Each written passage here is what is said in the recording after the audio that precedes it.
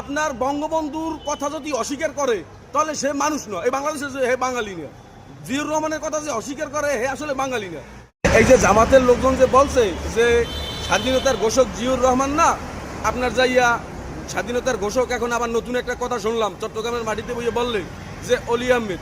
কিন্তু আসলে একদিন বলবে আপনার যাইয়া পাকিস্তানের যে জিন্নি আছে না, এই বাংলাদেশ স্বাধীন জিন্নে করছে, এই রকমের কথা ওরা বলবে। আসলে এটা একটা হাস্যকর ছাড়া কিছু। আরে আপনার দল কখন থেকে আপনার এই মানুষগুলো ভাগ হয়েছে?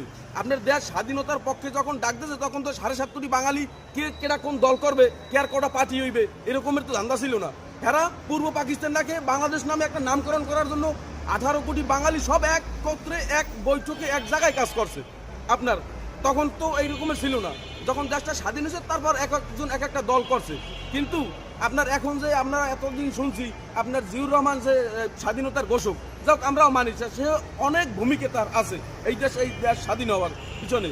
হ্যাঁ, আপনার এই যে এটা ওই যে অলি আহমেদ নাকি তার একটা এরকম একটা ভিডিও ফুটেজ সে দেখাও যে এই একটা এই 71 সালে আপনার একটা মঞ্চে যারা এই বক্তব্য দিয়েছে এই দেশ স্বাধীনতার পক্ষে বা দেশের মানুষের আকৃষ্ট করছে যে আপনারা ঝাঁপিয়ে পড়ুন এরকম একটা দলিল দেখাও।